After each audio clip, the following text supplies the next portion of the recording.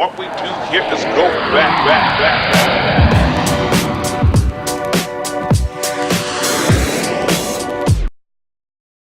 No face shots. Yeah.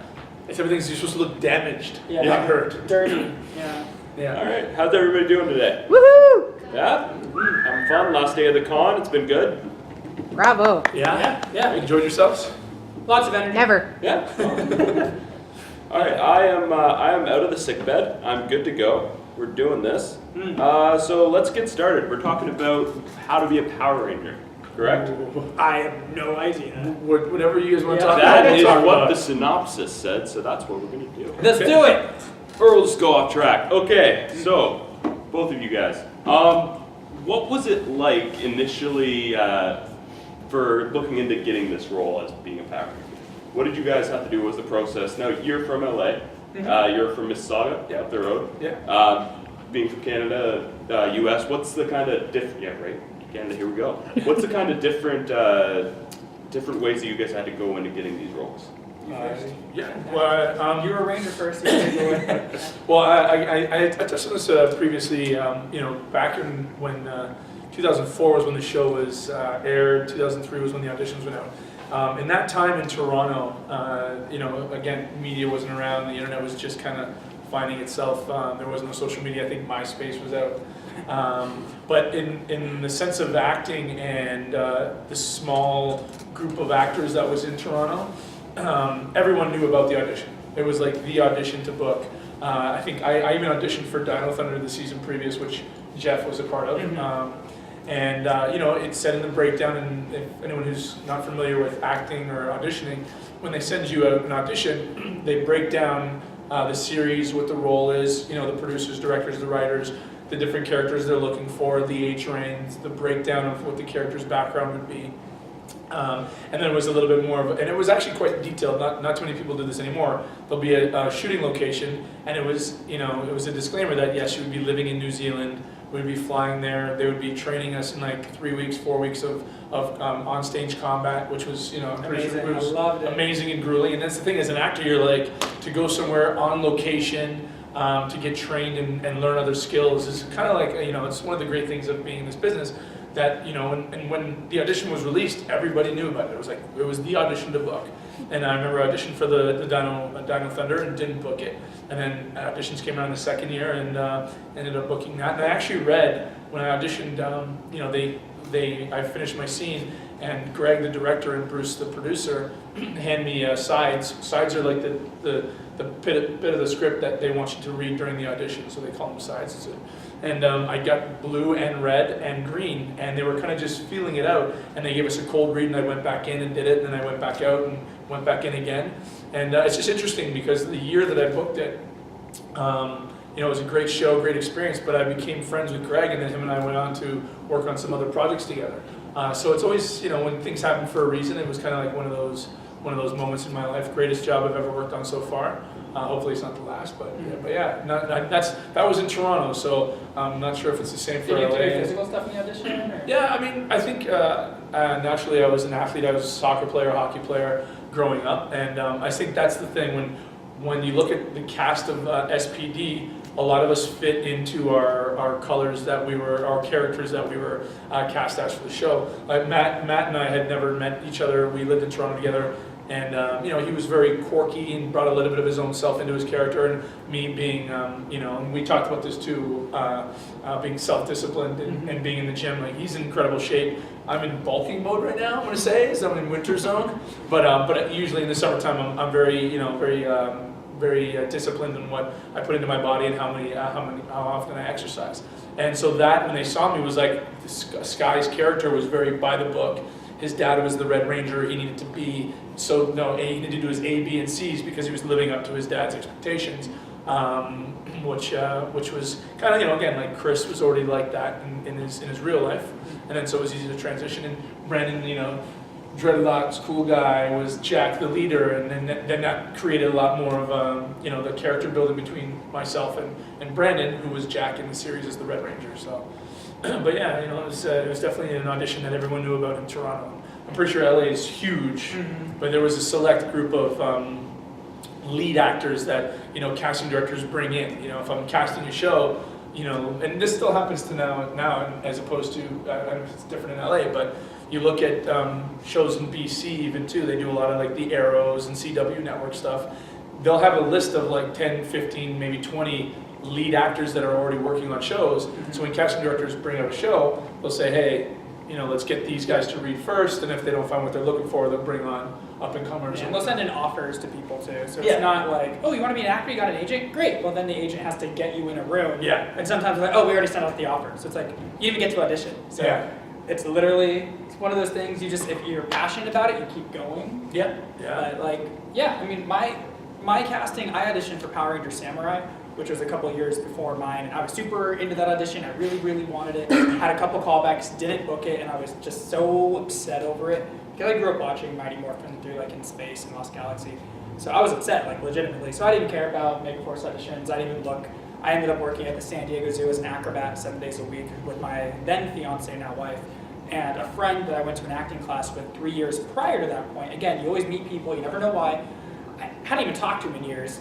He was auditioning for something else near the Power Ranger audition for Dino Charge, and on his own volition, he went up to the casting. He's like, hey, I have a friend who's a circus performer. I think he'd be cool on your show. And they're like, oh yeah, you know, like tell him to contact us. Oh, wow. So I was like, okay, fine, I guess I'll try again. And so I was like totally jaded, like, you know, when you don't care as much, like you're more relaxed. Yeah, it's very, So very that's- true as an actor. I went, like, I still wanted it in the back of my mind. I was like, they already know who I am. They're gonna say, no, I'll just do it. First audition was just acting, got a callback. And I'm like, do a 30-second to 60-second physical demonstration. So I did some handstands, got a callback. Change a color, you know, bring different colored shirts, do something else physical.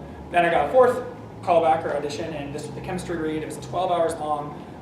They had to film us running in the parking lot to see if we went heroically. Again, I had a bunch of different colored shirts. I read with different people, some of them that ended up being cast members, others that weren't. And then finally at the end, they like had us all like kind of hold on to each other, like be a group, like our chemistry, photo energy. And then didn't hear anything for like a month. And then I was like, okay, well I didn't get that. And then That's how you do it. Right? Audition and forget about it. Otherwise, it'll just eat away. It does. And then my manager at the time called me. He's like, hey, they want to see you one more time. I was like, are you serious? Like, Yeah. they've literally seen me 7 times between the 2 seasons. They know who I am. Like, hire me or not, it's all good. They're like, no, we got to go in one more time. And I was in San Diego, again, working 7 days a week. So I had to be back in time for my show in the late afternoon. Drove out in the morning to LA, went to the audition. My wife came with me, sat in the waiting room. And I go in, and they're like, okay, you got a cold read right now. I was like, can I walk out and look at the sides? They're like, no, you literally have to do it like this second. Yeah, like they literally hand you a piece of paper. Yeah. And then you're like, okay, and then someone starts reading you and you'd be like, hey, okay, don't go in there. And then you're referring back to Yeah, it's so much harder that way. So I was like, I'm gonna suck right now, but okay, let's do it. So I'm doing it, and then they're filming it, and then the casting director, like, is a mentor, and they're like, open this treasure chest to reveal your destiny. And they handed me like this little box. And so I was like, oh, so actually I took the box and I opened it, and inside was a laminated picture going like, congratulations, Brennan, you're the Red Power Ranger. I was like, really? They're like, yeah. I was like, oh my gosh. So it was one of those, it was a setup. So then they gave me like a little basket of Red Ranger things and toys and candies, and so I Wow. walked out, and my wife, fiance, whatever she was at the time, my better half, I was like, we're going to New Zealand. She's like, really? I was like, yeah. And then I put on the theme song, Mighty Morphin, as we drove back to San Diego on repeat. Cool. See, that's so even just hearing from that. So how many years later was? So in 2004 you did 2014 and Wow. 2015 is when. So one point that I would mention. So when they brought him in and they had to do a running test, one of the things I remember is. It was because you didn't run it heroically. Yes. So no, when we got to there, so there was 4 Canadians and 1 American cast member on our original 5 Power Rangers, and so we had not met. I remember meeting Matt. We flew from Toronto to LA and then from LA to New Zealand. So Matt and I and Brandon, I believe, no, we met Brennan in LA. So Matt and I met at the airport. Mm-hmm. Never seen each other before, didn't see each other in the auditions, no camera test, no chemistry test whatsoever. We met, it was like, hey, you must be Matt. He's like, Chris. He's like, oh, Blue Ranger. I'm like, Green Ranger. Cool, nice to meet you. Jumped on a flight, met in LA. That's when we met Brandon. Hey, Brandon, what's up? Oh, Red Ranger, Blue Ranger, cool. Yellow Ranger, cool. And actually, I don't even think we met the girls when we landed. The men traveled together, which is random. And then we landed, and then one of the first couple days of training, some of the Rangers, I won't say one of the, Yeah. but a lot of it was, we didn't, I think, and this could be because of what happened in our show, That's definitely- but we were like, there were some of us that could run, and then some of us didn't know how to run like a hero. And a lot of this is very It's a certain like, cadence. You gotta like. focus. yeah, and even when you get hit, right? They said like we had stunt trainers and great like Koichi out of Japan. I don't know if it was the same for you. No, but he left like right before me. Yeah, some of these guys were like, when you get hit, you can't look like you're hurt. You got to look like you're damaged, because the message that you wanted to send was that Power Rangers don't get, they don't get hurt. They just get sore, I guess you could say. There's no blood involved, and you have to look like you're. And same with when you were running. And there was a few issues where we would do a take, and you'd be running, but they'd be like, "Okay, guys, we got to do that again. You got to run like you're a hero. You're not scared when you run." And there was some issues, and I think that's probably why they're like, "Okay, let's make sure we see them run first before we book them," because we spent I think like a good half a day learning this. Yeah, training someone how to run, and I was like, okay. Yep. So like, for you to run heroically, it's like, oh, I'm not tired at all. Like if I were to try to run heroically, I'd get winded like real quick. Well, I think like in general, like you're an athletic guy, I'm an athletic guy, and when I go jogging, if you jog, I jog and I'm like, got my tunes on, I look like I'm casually running. When you're running as a hero, you got to be like, There's Tom purpose. Cruise Yeah. you got to run with Tom Cruise, you got to like, run with purpose, Captain and America. you're Yeah. going somewhere. Yeah, sure. Yeah, so that was. All the muscles are working. The Yeah. sweat glistens a certain way. You're moving body parts that don't need to move when you regularly run. And going off of what you said too, with regards to like the chemistry test, like they do a lot of that. They do a lot of camera tests for shows and movies now, for the actors to get to know each other and see them what their chemistry is like on screen. Whereas, and I heard previous and even after our show that there was some casts that, and I don't know who I'm not naming names, but I've heard rumors through the mill, so take this with a grain of salt. But there was some casts that potentially someone didn't get along with somebody else, someone didn't like this. Because think about it, you don't know these people, but then immediately you're spending 12 hours a day with each other. Yeah. Right? For 8 months. For 8 months. And another country. And sometimes it's like, midnight and you're still on set or whatever it is, and you're kind of like, after a long day, and there's no more being nice anymore. It's like, this is how I feel, this is how I am, it's midnight, I'm tired, da da da da. And our cast, we never met before, and we just kind of had a good chemistry, and we got along, we went out together, we had dinners together, everyone kind of just meshed well. And it made for good chemistry on set. We even allowed for some of our off-screen jokes. We'd think something was funny, or we'd think, hey, well, that would work in the show. Talk to the writers, talk to the producers, be like, hey, can we pop this in as one of our character traits? And they're like, yeah, okay, that works. And so it made for some expansion in that sense. But yeah, I can imagine, like I said, the camera test, and some people just don't get along. Yeah. And that's what I noticed. I watched all the Power Rangers series while I was in my second year of college. Just went through all of them because I avoided homework like it was my job. I was going to say, Yeah. so you You major. Yeah, You exactly. major. I almost failed. You got your MBA in Power Ranger. It was almost my major. Yeah, so I watched it all, and then I rewatched your guys' series recently, and I noticed that with both your series, the chemistry in even the first episode was really strong, especially between you and Jack. Yeah, the Red Ranger, Blue. It was interesting to see because your characters are polar opposites almost, and you both have to kind of learn from each other. Jack needs to learn how to be more serious, and Sky needs to learn how to kind of relax. Like you're a more militarized character. It's actually funny too. One of the first episodes, I want to say Ranger Board was around, which is a platform that Power Ranger fans talk about issues and topics and episodes. And thank God that social media wasn't around, because one of the first episodes, my commander says to me, when he's picking the colors of the Rangers, and Red is obviously the leader, he says, "Would you follow Sid into battle?" And Sid is our Pink Ranger, and I kind of laugh, and I'm like, sure, she's a girl. I'm like, and nowadays in this, as girl power's all I'm all for it. I got 2 older sisters, I got a younger sister, I love it. But as a character, when I said that, there was backlash on the web, and the web wasn't the web as it is now. So think of it, in 2004, Facebook wasn't around. You met on nothing was around. MySpace. That's Yeah, right. and people were like, I can't believe you could say that, da, da, da. And I could just imagine if that was done now, people would have hated it. And people did. People said to me, have come up to me and said, I hated you when the series first started. I hated your character. You were all like, Mr. I'm the coolest, and I'm trying to be the boss, and then you didn't want to follow Sid into the battle. But again, it's again up to, I give hats off to our creators, producers, and writers. That conflict that my character had to overcome of following anyone into battle, being a team member, and so on. And that led for a lot of head bumping with Jack as well. And his character development too. Oh, I mean, exactly. even topics like that, like someone has to be into like the person that you have to be a dynamic character. If you were perfect from the beginning, it'd be a boring show. There's no growth. No, exactly. So even if you were to be that in modern day, I still think it would work as long as at the end you stop doing that. Yeah. Well, even like Greg had to fight for because we were B Squad in our Power Ranger series, and A Squad had gone missing, and Greg, our producer and director, wanted A Squad Red Ranger to be a female, and that was something that was like never done in any of the series prior. And they were like, he had to battle for it. He was like, no, Red cannot be a girl. It's not possible. He's like, I want Red to be a girl for A Squad. That's it. Like, bottom line. I'm the director, I'm the writer, I'm the producer. Make it happen. And you got to, like, it's like anything, and I touched on this yesterday when I talked about filmmaking. When I did things, shows like Star Trek or shows like Power Rangers, there's the executives, and then there's like network executives that have to make a decision, and everyone has a little bit of their say. And we were under Disney, and think about how many people that work for Disney that are higher ups that would say, who said what? They want a Red Ranger that's a girl, I don't know, and then pass it along, and then pass it back down the chain. And he fought for it, but it worked out. And our A Squad Red Ranger was a female, which was kind of groundbreaking for Power Rangers. Yeah. And it's interesting you say that, and you talk about auditioning for Samurai.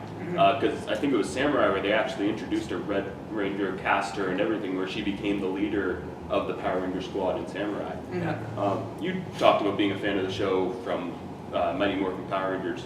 For you, what was it like getting into the suit for the first time, actually wearing the Ranger suit and realizing, oh my gosh, this is my title? That was so Morphicon is where is like the biggest Power Ranger convention, like at least in the United States, if not the world.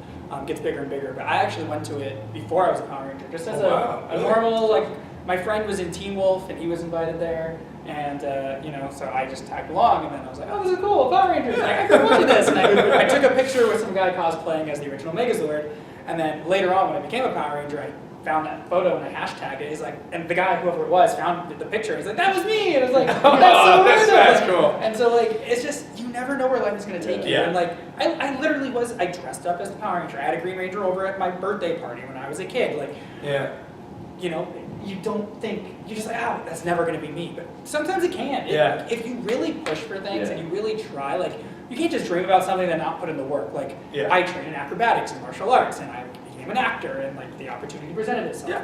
And then, so like putting on a spandex suit, whatever, the first time was at Morphicon when I was announced as a Power Ranger, and it was just so surreal. They flew out the suits from Japan, so they weren't like fitted to us yet. We got new ones in New Zealand. But it fit pretty well, and we're all like shiny and glistening. They gave me a haircut backstage because my hair is too big. It was still really big if you see the reveal. We walk out and like, you just have to say Dino Charger ready. It's like, what does that even mean? Like, just that's it. Okay, so I walk out. Just more. Like, Dino Charger ready, and then smiles. Like, And people seem to like it. They're all clapping. I was like, And even that in itself, like morphing we had to go to morph school. Like not morph school, but we literally had to morph over and over and over and over to be exactly, everyone had to be on point, on cue, saying the exact same time, holding it with strength. Like Backstreet Boys. Yeah, it was literally choreographed. Everyone had to be on it. It was funny. And like, touching on what you said too, and being in this business of entertainment and as actors, it's tough to continuously be positive and put out the good energy and say, hey, there's a role out there, it's coming and whatnot. You do put the work in, you put the time in, but it's like you said, one day, like, how I got my Power Ranger audition versus how I got my Star Trek audition was completely different, and it's dead, and all of a sudden the phone rings and you get a call and it's like, okay, and then you get that second call saying, hey, you booked it, and then next thing you know, your world's upside down and you're a Power Ranger. I find it happens a lot, at least in my life, when I'm about to quit. Because like when I was working at the zoo, I had a 2-year dry spell. I booked one modeling job in those 2 years. I was like, I can't afford making a living like this. I'm going to go back to school because I had my associate's degree. I was like, I'm going to get my bachelor's in kinesiology because I also love fitness and personal training. And so I was like, forget it. And so I joined the college, like I called, I was going to start when I finished the zoo, and then this audition came in, and then it started going, and then I booked it. I was like, sorry, college, I'll come back, I promise. And so they like, we'll waive your re-entry, your tuition to come back. They'd like to pay to join. So actually, the last month I was filming Rangers, I started a hybrid program. So I was actually on set and then doing school in between, film and takes, and then came back, got my degree, and then jumped back full force into acting. Wow. You talked about how the suits came in from Japan. I know that in the earlier series, I'm not so sure about the later series, a lot of the fight scenes they actually took from the Japanese show and just kind of voiced up. Yeah, voiced up. Yeah. So how many fight scenes did you guys actually, like the ones that you guys were actually in the fight, you could see your face, but were you guys ever in costume fighting in scenes or? Not in mine. I mean, I think well, we can explain it in the sense of shooting a show with 5 lead actors is very difficult. We had 10 Rangers. Yeah, even with 10. So you think that, I'll speak on the fact that we had 5. So we would come in if there was a big scene in the command center, all of us rush in, our commander says something. Now if each of us has a line, they have to do a wide shot and then 5 singles that they would usually relight for, depending, or they would do a 2 shot and then a 3 shot.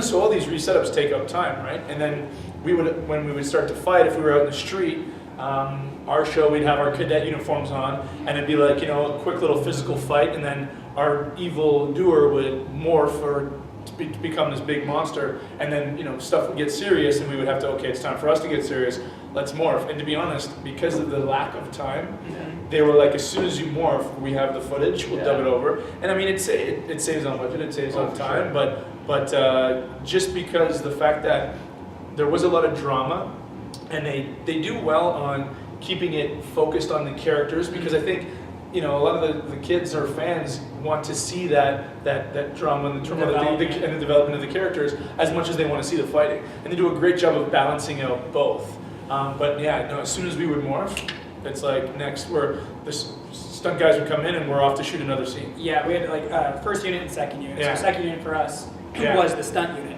And we would go on that unit when we had civilian fights, when we weren't morphed. Yeah. And they'd let us do what we were comfortable with. Like my Blue Ranger, Yoshi, and myself were both acrobatic in nature, and he actually... Yoshi was amazing. Yeah, he's actually a stuntman. Damage! Yeah. So, I love you. Bigger! Yeah, so like, we had, these guys, like him and I actually were like acrobatic-y, so we got to do some fights, and then, but in suit though, like my season shot a lot of original in suit footage. Well, that actually was in New Zealand, but again, it was like, when we morphed, it became that, and then we go run off to first unit and then shoot acting role stuff. Yeah. So they would simultaneously be shooting, like we would be in our cadets shooting a dramatic scene inside the bridge or inside the command center, but our morphed, group would be shooting something outside, and then they would do a bit of the original footage, and then they would. Usually when the monsters came, like the oversized... Yeah, the Zord was already shot. The Zord was already pretty shot. We reshot our interior of our cockpit, but the Zord fight is all Japan. Yeah. How many episodes did you shoot? Like, how fast did you shoot an episode? We did 3 every 9 days. Really? Yeah. I think ours, we did 1 episode a week. Yeah, Every 10 days was an episode. Yeah, which is normal. 3 every 9 is not normal. Yeah. It was very fast. Well, especially too with like 10 Rangers. I mean, I mean, you'd be, and I think I mentioned this too, and you'd come into the command center, you'd all come running in. You'd have to stagger, right? So if the camera was here, red would show up, and then blue would have to just be just in front, and then, green, and then pink, and then yellow. And then, I'd be 1 step forward, and be like, God, we can't see Brandon. I'm like, oh, okay. Going again, come in. Yes. And it'd be like, Brandon right here. And so you have to time this, and it's like, that's why they give you marks on the floor, and you got to catch someone's light. If I lean too far, his face is dark, and he's not getting any light, and you can't see it. Yep. So there was a lot of that, and plus then you add sense of humor and jokes and being silly and laughing. And it's complicated. It takes a long time. It's not just like guys, we're running out of daylight here. Yeah, I'm not taking 50 takes. That would be fun. Like one day, our doggy Kruger suit caught fire. Ooh. He had all these like servos and like all this mechanical stuff in his head, and he comes in and he starts to smoke, and we're trying to like hold a serious face, and we're like, he's on fire. And they're like, cut, get him out of the suit. So everything can. There's always something that happens that can go wrong, or you last more time than it should. Yeah. So would you guys consider returning to the franchise? If they ask, I think everybody. I don't think there's a Ranger out there that has done the show that said, "Hey, they want you to come back." No, even if they don't like it anymore. I mean, New Zealand is one of the most beautiful places on this planet. Like, why would you not go? And as actors, we just want to act. Yeah. Like, I just want to act. Yeah. That's all I want to do. That's why I create my own stuff, and I just want to continue creating and acting. Because otherwise, like you said, when you go in that 2-year low, you're like, I'm going to quit. I'm going to give up. Yep. And especially if you're not surrounded yourself. Like, I don't have a lot of my friends that I grew up with. aren't actors. Might not be. You know, and when I hang out with them, they're great. I love them. We watch sports together. We can do that. But if I'm hanging out with him all day, when we're talking, creating, acting, this and that, it starts to get those juices flowing. And then you're like, hey, let's make something. Let's shoot a scene together. Yeah. Let's do a fight scene. And It inspires you to keep going. As long as you keep creating, and then at the same time too, it also challenges yourself. Like, let's do a fight scene in a convention and see if we can film it and how cool it can be. And then that gives you that aspiration to keep on. It was really cool in your series because I think it was like the last episode, it was announced that you were the new Red Ranger of your team, right? It would have been really cool to see you get into the Red Ranger outfit and see you. Well, yeah, I have like a jacket. Yeah. But now it's again, like you said, if they were to bring us back, I've been told about this comic that now I've gone from Red Ranger to now Commander. Yeah. And there's a comic that's come out. Boom Studios does comics. Yeah, and Tommy, the original Green, Jason David Frank, comes and confronts me about his son. And like Sky's got like a scar over his eye and something like that. And I'm like, even if I was to work with one of my buddies and shoot a spoof of something like that, of like, to match the comic, still be fun. We might get in trouble. Yeah. Because everything is permission too, right? Yeah. You gotta get, but typically if you're doing something that shows Rangers in a positive light and continues, they don't seem to mind. Like I've done fan films with people who are pretty big on YouTube, like Chris Cantata of Cantata Force and Danny Cass. I always say his last name wrong. Like Geeks of East LA, like they have big YouTube following, and so I do videos with them a lot. So I got in trouble yet. There was a few years ago, like a gritty version of the Power Rangers was the filmed. bootleg one. Yeah. I was in New Zealand when that happened. Yeah. So that was James Vanderbeek who's in there, right? So and I think it was the director was the same guy that is it not. I want to say Director X, but not. It was some director that was always doing these things, and they got a lot of backlash because it was great for us adults. It was great for us adults, but you show that to a younger generation, they're like, why is it so dark and doomy and scary, right? And that's the thing with Power Rangers. You could take the idea of creating these teenage assassins, basically, and see what happens to them 20 years down the road. Obviously, it's going to take a toll, and that's what this dark version was. It was like, okay, whoa, these guys took a dark path. And I almost look at that short film as kind of a tester to see how the movie would do. Because the movie went dark, but it still had that whole. It went back to the original theme song. It was very. I mean, I saw it. It was very lighthearted. It wasn't too crazy. I think like it didn't have a firm stance of being overly serious or dark. It kind of took this middle road, which turned some people off because they're like, I want it campy, I want it serious, and it didn't hit. And that's the thing, like when you're hitting a fan base that there's fans that are 5, and there's fans that are 35, 45. They could have reshot it 50 times and someone would have had an issue. Exactly. And that's with any franchise, right? Yeah. Like Marvel, DC, Power Rangers, anything, anyone's gonna have a complaint. Speaking of, it's in comics now. It's been made into movies. It's 25 seasons, 800 episodes. What do you think it is about Power Rangers that gives it that kind of legacy? Where it just seems like it won't end because it's just constantly got a fan base that'll stick by it. I think a lot of it is the fact that there's, like you mentioned, there's different personalities. There's someone that everyone can relate to. There's always like, there's the leader athletic person. There's the person who's into science, or sometimes next season maybe the science person is the leader. Like they always switch it, but there's always someone like, oh, I'm like that person, or I'm like that person. They share the same interests. Anyone could be a hero. You don't need to, be crazy, like martial artsy all the time. I think one of the things too is the way they changed this series and changed the dynamic of the show. I think after SPD, and I say this on my own doing, is that SPD, when you think of when it came out, X-Men was really popular, right? So mutants, we were kind of basically mutants living in a cadet space base, policing the world of aliens and humans. And then the year after, I believe it was Mystic Force, which was more Harry Potter-ish. They were magic and whatnot. And I think regardless, if you're a fan of sci-fi or anything in general, you can find something that you can relate to, right? Don't get me wrong, the original cast in the first 5 seasons, it was great. And I remember going to school and the series continued along with the story. But then when they changed it and everything was different, I think you get people coming back to the show ready for a new season, going, okay, what's it going to be this year?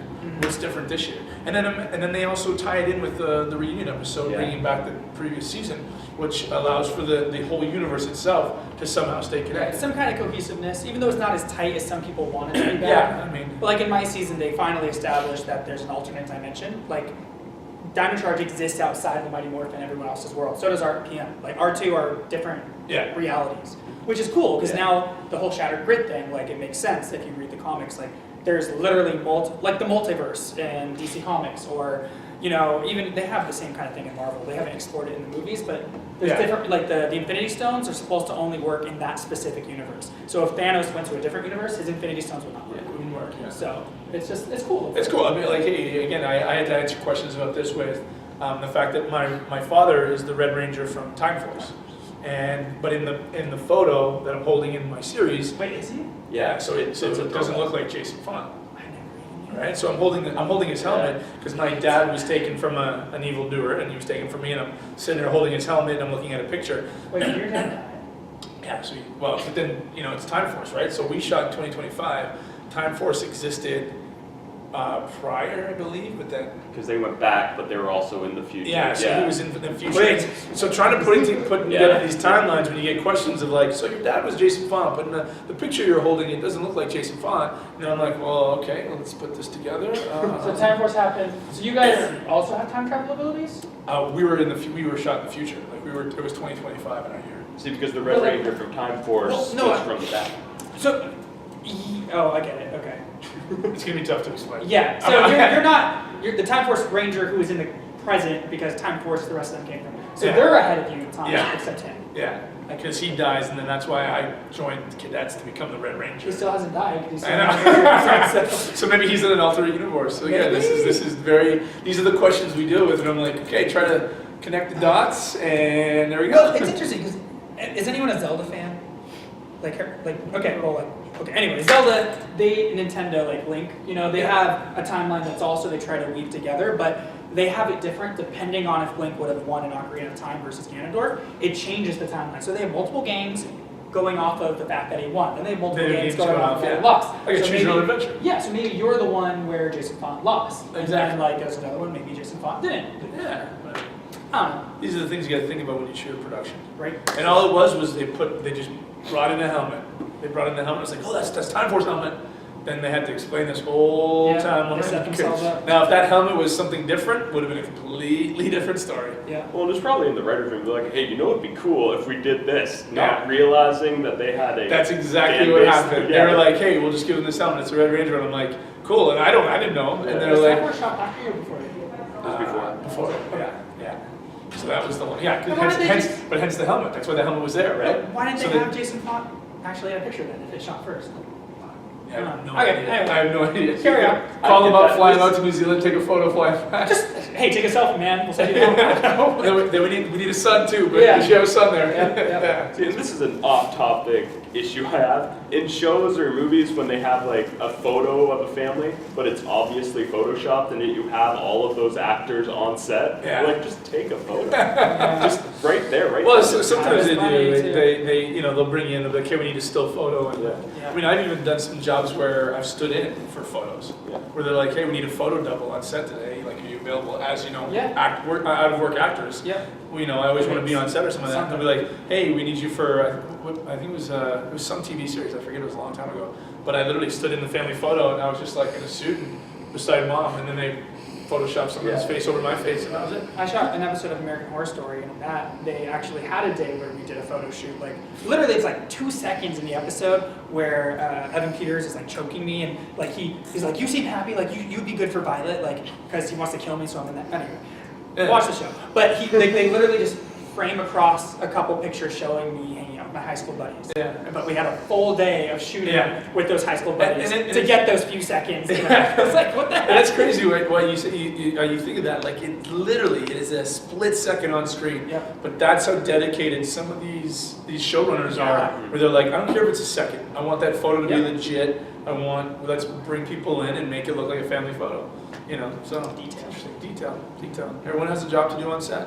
And don't ever do someone else's job on set. Nope. We talked about that yesterday. I remember one of the first sets I was on, and I'm very much raised with, I have 2 older sisters and mother helping out Chris do this, Chris. And so if something needs to be moved, I'm like, okay. There was a light stand, and I was standing there, and it was like, hey, can we get that light stand moved? And I went to move the light stand, and I was like, don't you touch, and I was like, what? He's like, that's my job. And I'm like, like, I thought we were all just trying to get to the same finish line of creating something nice. Yeah. But it's like, if I move that light stand, I'm doing somebody else's job. It looks bad on the person's job whose it is, because he's not doing his job well enough to get that moved. And Which is interesting, because like I'm reading Jackie Chan's book right now, like Never Grow Up, and he talks about when he was in China, everyone does everyone's job. Yeah. But then when he came here, he had to not do it because he kept getting yelled at. Because they're about efficiency. They want it done as fast as possible. Here, he's like, we're moving in slow motion. It takes so long compared to what he's used to. And it's, you know how like, you're an actor and you'll literally be standing on your mark, and there's like something that needs to be moved right there. Or like, even if you want to move the tape, it's like everybody you can't. And it kind of feels a little like, you know, I don't want to say pretentious, but it's like you want to stand there and help, but they're like, no. And if you're looking around, they're trying to line up the shot, you're like, you have to look where your mark is, because the guy's looking at his screen going, Chris, can you keep your, I'm like, yep, sorry. Yeah. I was like, just look at the X. And I'm like, and you gotta be like, and everyone's moving around, and they're like, move that light stand. I'm like, no, I can't, I gotta stand. I was on set recently, and I was literally near a door that they need open because they want to catch like the eye line of somebody they behind it. And they decided, can someone open the door, because it got shut. So I tried opening it, and they yelled at us. Like, that's my job to open the door. It's like, literally, I can't. Just like, I didn't have to leave my mark. I was just gonna like. Yeah. But it's just very, very tricky. Very tricky. Do you guys, when you got cast as your roles, did you kind of want to contact past Rangers and be like, hey, do you guys have any advice for this? Or did you want to try and play it off on your own, try and figure it out for yourself? I went back and like rewatched a whole bunch of Power Rangers just to refresh my memory. I watched all the Time Force. I watched the Japanese counterpart of mine. I watched Mega Force and Super Mega Force. I watched like I did the exact opposite. I went to the bar. Yeah. I would say I Googled, but we didn't have Google. It was like Yahoo or whatever it was. But no, I went in just, blind. And MySpace, anyone know? Well, I think we, I sat down with Greg and was like, what do you want from this character? And, really, I think the character building of me being slightly, it's a PG-13 accurate word, slightly not liked, to being slightly liked. And yeah, just describing that, because, like, again, the character building of us being, unique in our own way, and very, very different from each character. Even though the five of us are a team, each character is so different in every franchise. I think that was the biggest part, is that I wanted to make sure that the character was identified as what they wanted it to be. So there's something one of my old acting coaches used to say, that if a character is enough like you, you write NAN at the top, which is for no acting necessary. My character Tyler, I mean, yes, there are parts of him that aren't me, but I'm so like him with the energy and like the adventure. It wasn't hard for me to play it. Yeah. I stepped into his shoes. It's like, okay, I'm just being myself, but like at a higher energy level all the time. Yeah. And so I watched the episodes and stuff just because I wanted to remember the beats and how they fight and all, the whole kind of cohesiveness of Rangers. Yeah. It's not like I needed to watch them to like understand how to play my character. Because my character is different than all those others. Yeah. I was completely opposite. Like, Sky was too serious, and Chris himself is a joker.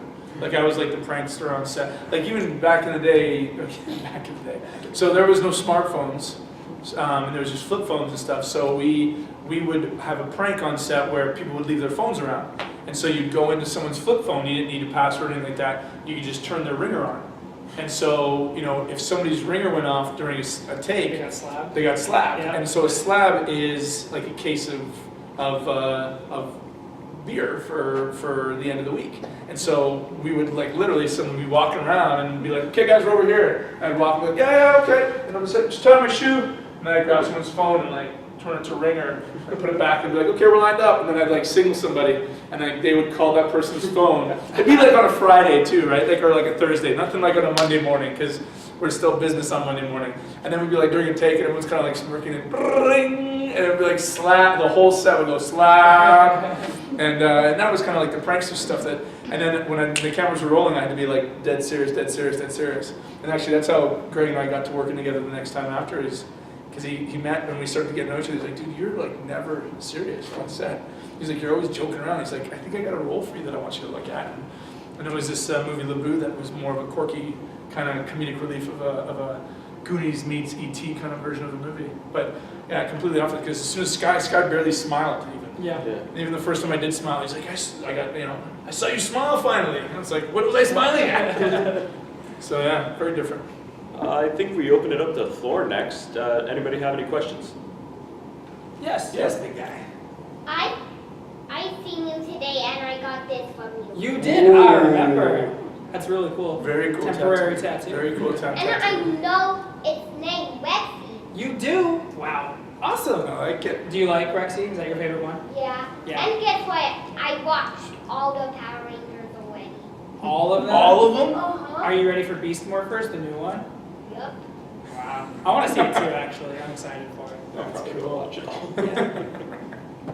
What was each of your favorite, like besides your own season, what was your, do you have a favorite I guess. season? He liked mine, I'm sure. I get asked this, and I always got to stay true to SPD, man. Besides the original was like, again, because I was young. And the rock music. Yeah. Yeah, Come on. like, there's it was a time. YTV before school. Like, Yeah. I'd get up early to watch a show. And which kid wants to wake up early to go to school? Nope. No. I liked, again, Mighty Morphin too, but Time Force is really good. Yeah, I mean, a lot of people didn't like Mega Force, and I get it, like storyline-wise sometimes, it didn't always make sense with Gosei being like, well, there's a simple explanation for that, and it really wasn't. It's literally, they ask you a question, and you're like, Jake, he's like, why did my suit change from black to green? It's because they used two different Sentais and mixed them, and Gosei, the leader's like, there's a logical explanation for that, and then they just cut. They cut. They literally just won't tell you. It's just like, come on! Oh, I know the reason. Yeah. Cut. Yeah. They come back. Oh, that makes total sense. Yeah, Yeah. so I mean, I don't know, it was fun. Like, it was so, I don't know, for It's- some reason I enjoyed it. It's Yeah. interesting now, though, and I find that's the way the world is changing now with television and movies and media. Is that before we would, growing up in my age, we'd look at movies and we didn't need those questions answered before. Yeah. Everything was like we just were like, oh, it's because. Yeah. And now, kids nowadays, it's like they need a why. They need to know how it became this and where that came from and where'd you get A and where'd you get B. And I mean, it's great, but as a writer, man, you got to cover your bases. You got to cover your bases 100% much more than you did back in the 90s for sure. Well, that's what we were saying about the Time Force thing for your show is you have to explain why it's there, why this happened. And like literally, like what you said, they were like, okay, so Sky's gonna be holding his a Red Ranger's helmet. Okay, what do we have? And they went to the props and we're like, okay, we got this. Here, let's give him this one. And nobody at the time was like, that's Time Force. And like, his dad is not gonna match the photo. And because there's a scene too where like, why didn't they just take a Jason Fong photo? Yeah. Because there's a scene they shot, and I think it was a New Zealand actor, where there's a bit of a battle, and which is very interesting because when you're fighting as a ranger, your helmet's always on. Mm-hmm. And there was a bit of a scene where my dad's like, coming out of the rubble, and he's like, and his mask is off. So you see his face, and it's like, And he's in a Time Force suit? yeah, he's in a Time Force suit. And then it's like, they didn't think of, No. they're like, This will be cool for them. there's no Google, no one's gonna Google it, don't worry. Right. If you could write your own type of Ranger series, what would it be?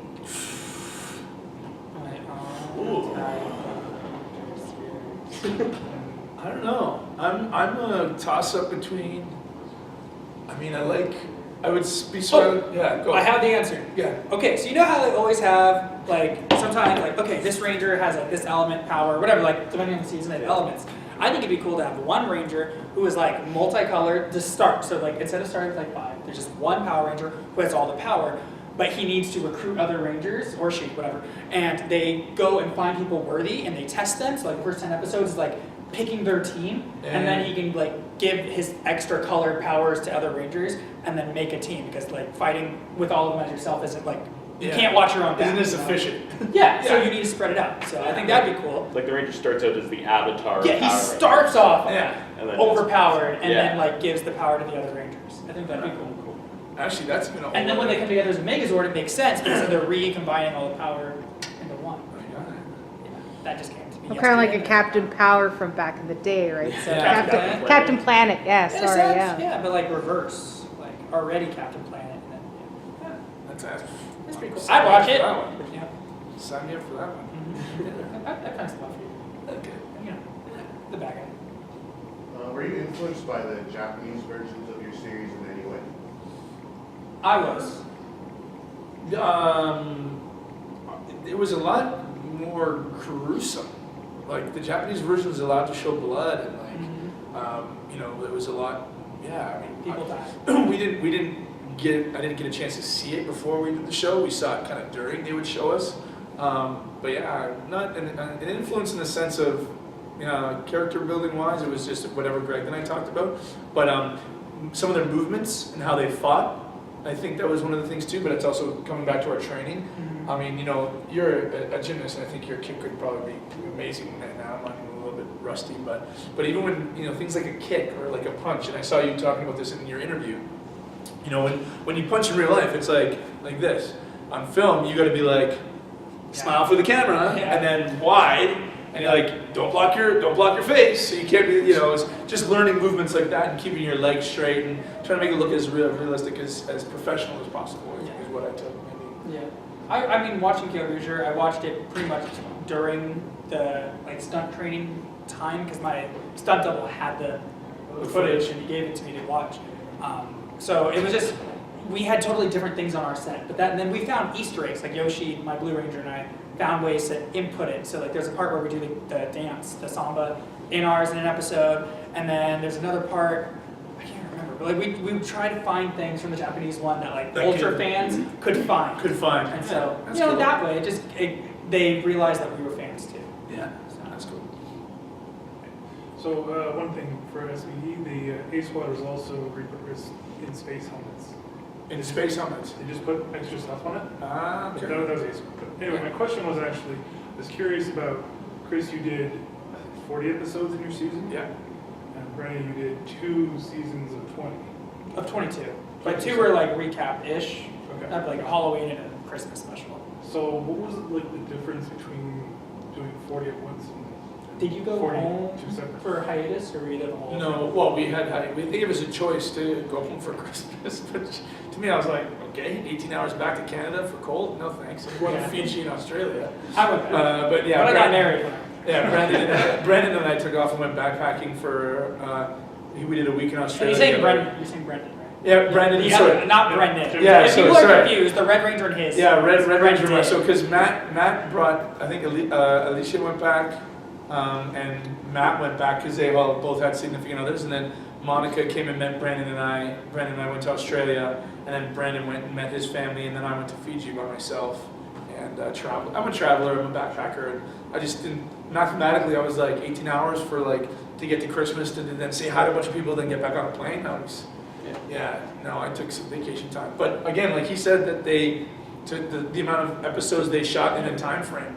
I don't know how that differed, but Well, it's just weird because yours was like 40 1 year and then yeah. 40 2 years. And it took us 10 days to shoot an episode. They probably aired his more, like, they took a huge hiatus over the 2 years that my seasons aired. Okay. You just had reruns for like several months, and So- then you got new ones. So his probably just aired more consistently. And then each character have a backstory?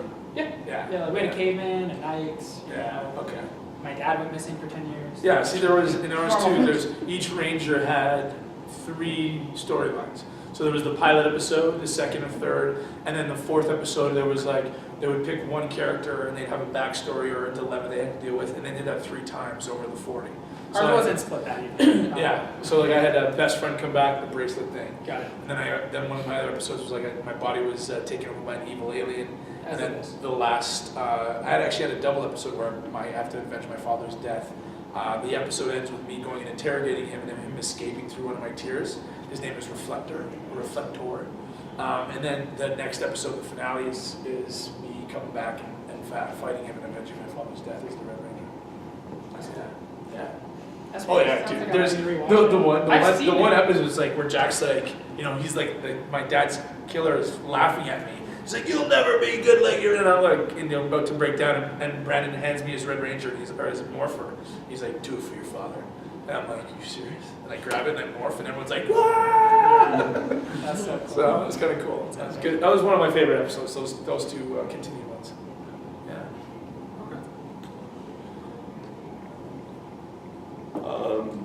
Where are we on time, Jeremy? 5 minutes. 5 minutes? 5 minutes. Any more questions? Any other questions? Any Comments, comments? concerns? One comment on it. So after watching all of them, I noticed that it's very formulaic. Where, like, because for a little bit I went back and I'm like, okay, I'll watch the first episode and watch the episode where there's a new Power Ranger introduced that you don't know who it is, and then you find out who it is, and then the final episode, I'm like, okay, they're all following the same pattern with the episodes in the middle. Those are big different.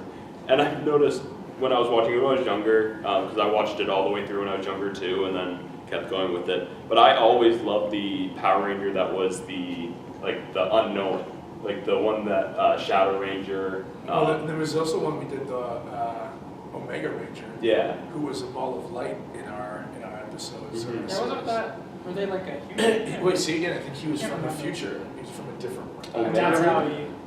Yeah, Omega, right? I think Yes. Omega. Yeah, no, he was in, but I think Because on set it was we were talking to a tennis ball. And we'd be on set 5 us and they're like waving a tennis ball. And we're like, okay, look serious. Yeah. And we're like following this ball of light, and then all of a sudden a ranger would appear. That's one thing too. It would have been really hard because a lot of the monsters that you guys fought look ridiculous, and This trying was to before green screen, by the way, too, Yeah. in 2004. like trying to act serious about these creatures you're about to fight, and even with the leader of your Power Rangers with the big dog head, Yeah. trying to act. Well, see, and you know, when you were asking the question about the Japanese version, right? And again, to each, you know, I respect everyone's creativity, but Greg, I got to give kudos. Like he put a lot of his own time and his own money into our series of creating aliens that the prosthetics were real, even on a background actor. Like Real there's. prosthetic sounds. Yeah, it's a paradox. But like a prosthetic where, because I've done a couple expos with him where, you know, aliens that would be sitting in our command center at a computer screen, no camera time, not saying anything, maybe a word, like they would come in 3 hours early, you know, they would get cheeks glued onto their face, eyebrows glued on, so that when they did this stuff, their faces would move. And, you know, Greg spent a lot of time doing this. And Doggy Kruger's version versus the Japanese version, it's a foam dragon head, whereas Doggy Kruger, there was guys controlling his eyes, guys controlling his mouth, guys controlling his ears. There was, you know, Yeah. off the set. And when you're working with them, you know, you're trying to do your lines, and you hear it, and John Toohey, amazing actor, would have to be shouting almost like Rangers, and you could barely hear his voice through this dog head, and he could see out the mouth, and then there was the eyes on top. So everything that he had to do when he was looking at us would have to be like, his arms would have to be higher to level out where his eyes were in his regular body versus his other body. Well, then when he goes into the Ranger costume, his snout just disappears. Oh yeah. Oh yeah, there were some jokes about that, because one of the first things I said was like, oh yeah, they're gonna believe his head fits into this helmet. And I opened myself up for, they believe yours fits inside yours. And I was like, thanks guys.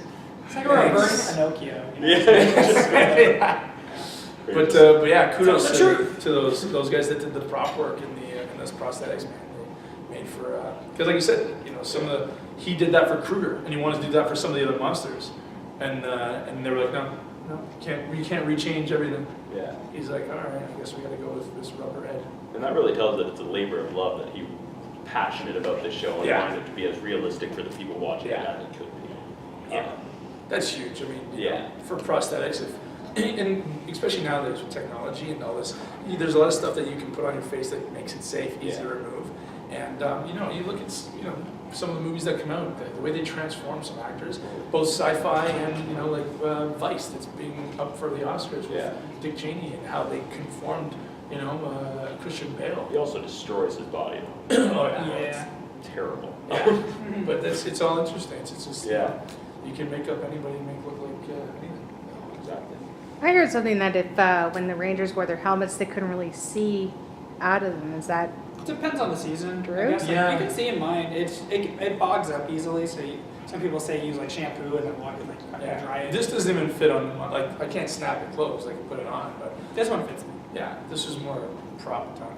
Oh, were like these ones, was this one fitted for you and then that one's from Japan, or? No, this one I just, Legendary Props, he's the gentleman that does Power Ranger props. And And it he- can cosplay. Yeah, he got this for me, and that's it. Like, but the ones that the stunt doubles use, like, it snapped on, they had almost like those car racer whites, that baklavas that would kind of Yeah. protect them or whatever. Yeah. But yeah. Well, I want to thank you guys so much for sitting down with us. Yeah. It's been Oh, great. thanks for having us. Yeah, no, it's I was really glad to kind of get an inside view on Power Rangers just from being a fan for so many years. It was great meeting you guys. You as well. I want to thank you for coming out. Thank Thank you. Yeah.